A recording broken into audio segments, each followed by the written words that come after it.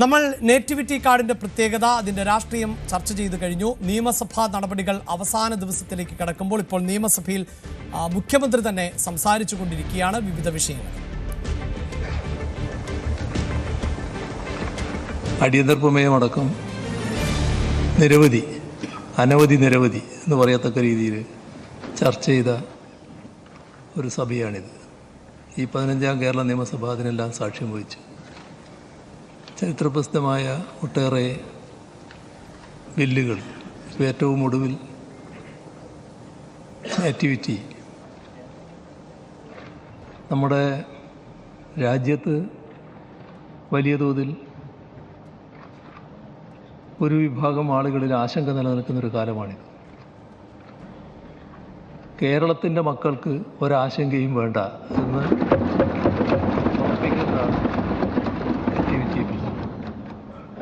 അവരുടെ കയ്യിൽ നേറ്റിവിറ്റി കാർഡുണ്ടാവും. ആർക്കും അത് നിഷേധിക്കാനാകില്ല. ഇവിടെ എല്ലാ തരത്തിലും സുരക്ഷിതം. നമ്മുടെ നാട് എപ്പോഴും സുരക്ഷിതമാണ്. പക്ഷേ ആ സുരക്ഷിതത്വത്തെ ചോദ്യം ചെയ്യുന്ന ഒട്ടേറെ കാര്യങ്ങൾ രാജ്യത്ത് സംഭവിക്കുന്ന സാഹചര്യത്തിൽ ഇത് വളരെ പ്രസക്തമായൊരു കാര്യമാണ്. ഇങ്ങനെയുള്ള ചരിത്രപ്രസിദ്ധങ്ങളായ ഒരുപാട് നിയമനിർമ്മാണങ്ങൾ നടത്താൻ നമുക്ക് കഴിഞ്ഞിട്ടുണ്ട്. പൊതുവെ അഭിമാനിക്കാവുന്ന ഒരു കാര്യമാണ് സർ. പക്ഷേ എല്ലാം കൂടി ചേരുന്നതാണല്ലോ ഈ സഭ എന്ന് പറയുന്നത്. അതിലേറ്റവും പ്രധാനപ്പെട്ടതാണ് പ്രതിപക്ഷത്തിൻ്റെ റോൾ. സർ, ജനാധിപത്യത്തിൽ ഭരണപക്ഷവും പ്രതിപക്ഷവും വളരെ പ്രധാനമാണ്. സർ, നമ്മുടെ സംസ്ഥാനത്തുള്ള ഏറ്റവും ദൗർഭാഗ്യകരമായ അവസ്ഥ, ഇവിടെ പ്രതിപക്ഷം ക്രിയാത്മകമായ പ്രതിപക്ഷമല്ല എന്നുള്ളതാണ്. സർ, ചർച്ചയെ ഭയപ്പെടുന്നൊരു പ്രതിപക്ഷമാണിത്. സർ, ഇപ്പോൾ ഈ സമ്മേളനത്തിൻ്റെ അവസാന ദിവസമാണ് നമ്മളിരിക്കുന്നത്. ഈ സമ്മേളനം എന്ന് പറയുന്നത് വരുന്ന നിയമസഭാ തെരഞ്ഞെടുപ്പിന് മുൻപ് നടക്കുന്ന ഒരു സമ്മേളനമാണ്. സാധാരണ നിലയിൽ പ്രതിപക്ഷം ഭരണപക്ഷത്തെ അങ്ങ് ശ്വാസം മുട്ടിക്കുമാറുള്ള ഒരുപാട് ആക്ഷേപങ്ങൾ, ആരോപണങ്ങൾ എല്ലാം സഭയിൽ ഉന്നയിക്കേണ്ട ഒരു ഘട്ടമാണ്. സ്വാഭാവികമായിട്ട് ഉന്നയിക്കും. പക്ഷേ സർ, ഇവിടെ ഗവൺമെൻറ്റിനെ പറ്റി എന്ത് ആരോപണം ഉന്നയിക്കുക, എന്ത് ആക്ഷേപം ഉന്നയിക്കുക? അപ്പോൾ അത്തരത്തിലൊന്നും ഉന്നയിക്കാനില്ല എന്നുള്ളത് കൊണ്ട് അവർ പൂർണ്ണമായി തന്നെ സഭ ബഹിഷ്കരിക്കുന്ന നിലയാണുണ്ടായത്.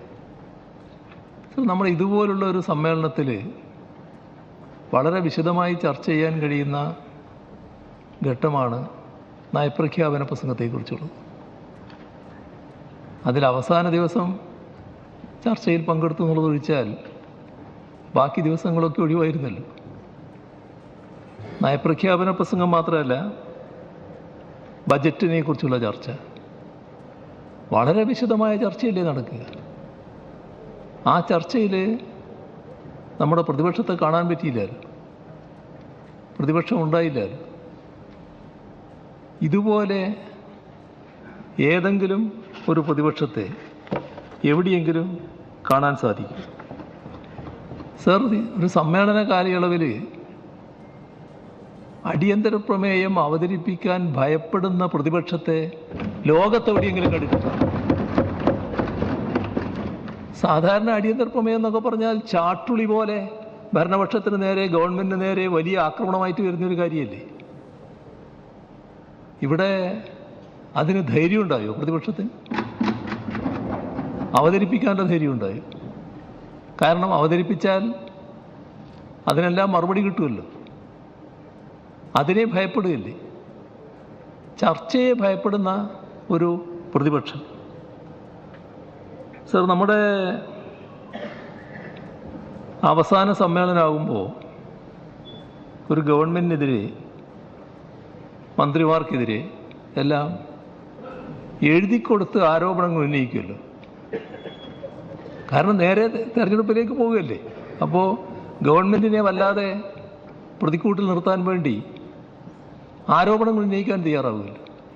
ഏതെങ്കിലും ഒരു ചെറിയ ആരോപണമെങ്കിലും ഈ സഭയിൽ ഉന്നയിക്കാൻ അവർക്ക് കഴിയും.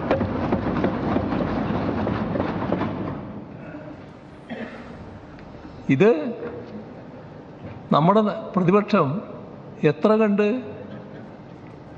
നിലവിലുള്ള വസ്തുതകളെ ഭയപ്പെടുന്നു എന്നല്ലേ. ഏത് തരത്തിലൊക്കെയാണ് ഭയപ്പെടുന്നത്? നമ്മുടെ ജനാധിപത്യ സംവിധാനത്തിൽ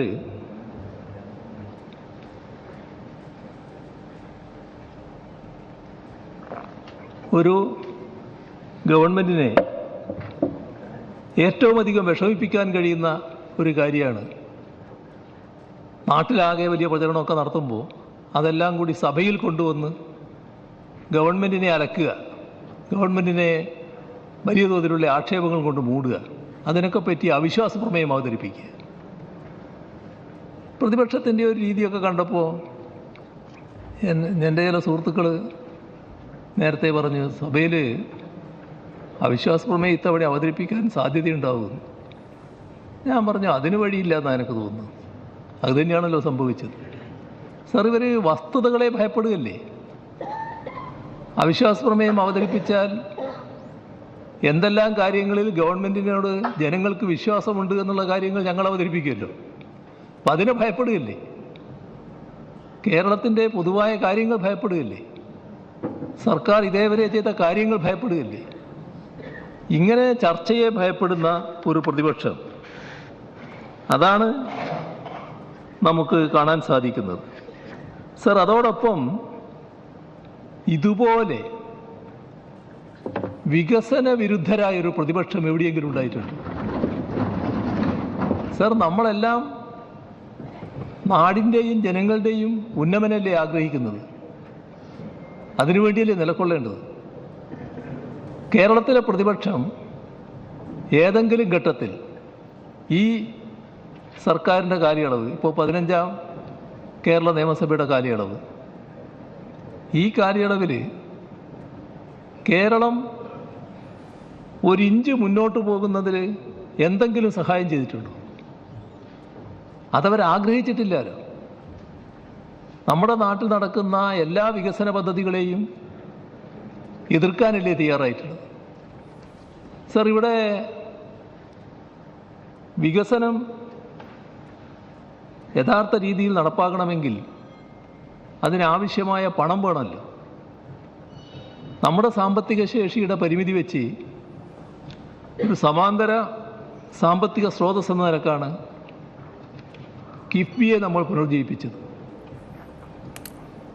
എന്തായിരുന്നു കിഫ്ബിയോടുള്ള മനോഭാവം?